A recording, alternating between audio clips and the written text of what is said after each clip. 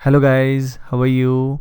In this video, I gonna tell you about a very important program of Government of India that is known as KVPY. KVPY जो होता है इसका full form होता है किशोर वैज्ञानिक प्रोत्साहन योजना। जैसे कि आपको इसके नाम से ही पता लग रहा होगा कि ये जो योजना है, ये जो स्कॉलरशिप प्रोग्राम है, ये वैज्ञानिक प्रोत्साहन के लिए है। यानी ये उन स्टूडेंट्स के लिए मेंट है जिन स्टूडेंट्स का आगे रिसर्च में करियर बनाने का बहुत ज़्यादा इंटरेस्ट है, और उस चीज़ को एनकरेज करने के लिए गवर्नमेंट ऑफ इंडिया ने स्कॉलरशिप 1999 में शुरू की थी।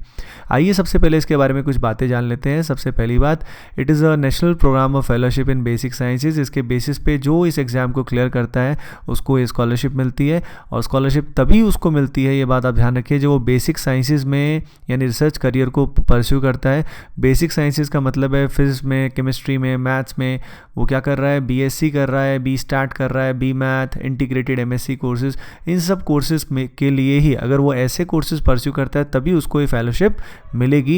And this particular KVPY is administered by Indian institute of science. जो पेपर सेट होता है, जो भी इंटरव्यू होता है, वो सब कुछ इंडियन इंस्टीट्यूट ऑफ साइंस जो है वो ऑर्गेनाइज करती है, और फाइनली फेलोशिप भी वही प्रोवाइड करती है। अब now what is the amount of fellowship which a student gets. देखिए, इसमें आप डिपेंड करता है। सबसे पहले अगर आप फर्स्ट से लेके थर्ड ईयर ऑफ जो आपकी स्टडी होगी कॉलेज में, उस दौरान आपको मिलेगा मंथली फेलोशिप ऑफ ₹5000। उसके अलावा आपको ईयरली ग्रांट मिलेगा इक्विवेलेंट टू ₹20,000। करंटली यही नॉर्म्स हैं। और उसके बाद अगर फोर्थ एंड फिफ्थ ईयर की बात करें तो ये थोड़ा सा इंक्रीज़ कर देते हैं। Monthly fellowship increases from 5,000 to 7,000 and the yearly grant increases from 20,000 to 28,000। Okay लेकिन ये इसमें आपको ध्यान रखने वाली बात ये है कि फेलोशिप आपकी रिन्यू होगी हर साल, and the renewal will be on the basis of your performance. आपका कम से कम 60% आप ईयरली आपका स्कोर एग्रीगेट आना चाहिए, तभी आपका स्कॉलरशिप रिन्यू होगा। उसके अलावा आपको समर प्रोजेक्ट्स ज़रूर करने होंगे, तभी scholarship will be renewed every year.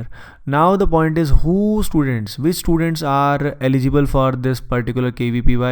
तो देखिए, 3 स्ट्रीम के स्टूडेंट्स यहाँ पे एग्जामिनेशन दे सकते हैं, जिनको डिवाइड किया गया है SA, SX and SB streams में। SA में वो स्टूडेंट्स होंगे which are studying science stream in class 11। Science मतलब PCM और PCB can appear for this stream. और जो स्टूडेंट क्लास 12 में है वो भी अपीयर हो सकते हैं, और जो फर्स्ट ईयर है ग्रेजुएशन का वो भी अपीयर इसमें हो सकते हैं। Now what is the selection process. देखिए, सिलेक्शन प्रोसेस में सबसे पहले एक टेस्ट होता है, एप्टीट्यूड टेस्ट, जिसके अंदर फिजिक्स, केमिस्ट्री, मैथ, बायोलॉजी के क्वेश्चन पूछे जाते हैं।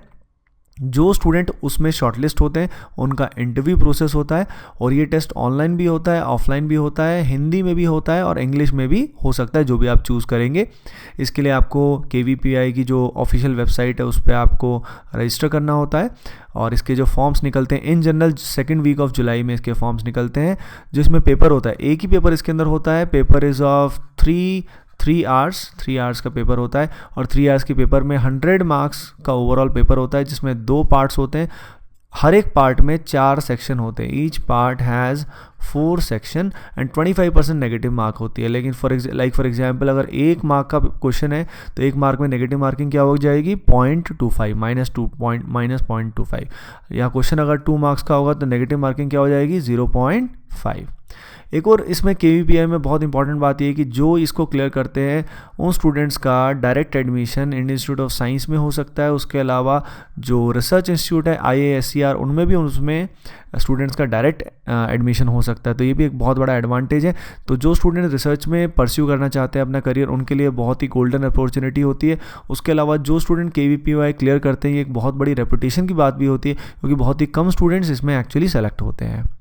उसके अलावा पेपर में जो मार्क्स का डिस्ट्रीब्यूशन रहता है वो कैसे रहता है, आइए देखते हैं। स्ट्रीम जो होती है SA, उसके लिए जो पार्ट 1 है एंड पार्ट 2 है, दोनों कंपलसरी होते हैं। सारे सेक्शंस आपको अटेम्प्ट करने होते हैं। अगर आप ध्यान दें तो चारों सेक्शन में इक्वल डिस्ट्रीब्यूशन है क्वेश्चंस का। टोटल 60 क्वेश्चंस पार्ट 1 में है और 20 क्वेश्चंस पार्ट 2 में है। तो 60 क्वेश्चंस हैं, सारे एक नंबर के होते हैं, और जो 20 क्वेश्चन होते हैं 2 नंबर के होते हैं। तो 20 क्वेश्चन 2 नंबर के हुए तो टोटल 40 मार्क्स का पार्ट 2 हो गया। और यहाँ पे अगर हम देखें तो ये 60 मार्क्स का पार्ट 1 हो गया, तो टोटल मार्क्स कितने हो गए, अपने 100 हो गए। स्ट्रीम एसबी और एसएक्स के जो पेपर होते हैं, इस केस में आपके पास थोड़ा चॉइस होता है, आपकी मर्जी है। जैसे पार्ट 1 में आपको 3 ही सेक्शन को अटेम्प्ट करना होता है।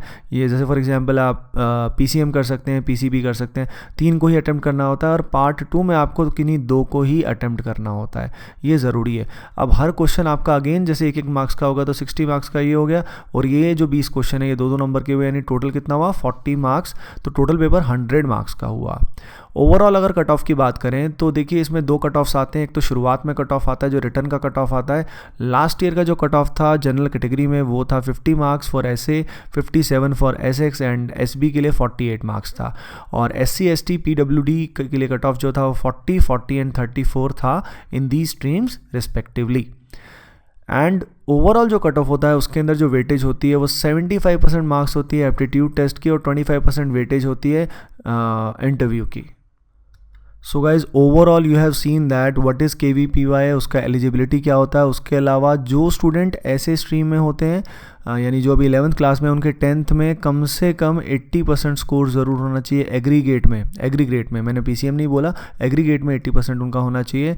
और जो फर्स्ट ईयर ऑफ ग्रेजुएशन में है उनके 12th क्लास में कम से कम 60% एग्रीगेट में ज़रूर होने चाहिए, तो ईजिली एक स्टूडेंट अचीव कर पाता है। और सिलेक्शन प्रोसेस में आपने देखा it has aptitude test as well as interview which is held in online as well as offline mode as well.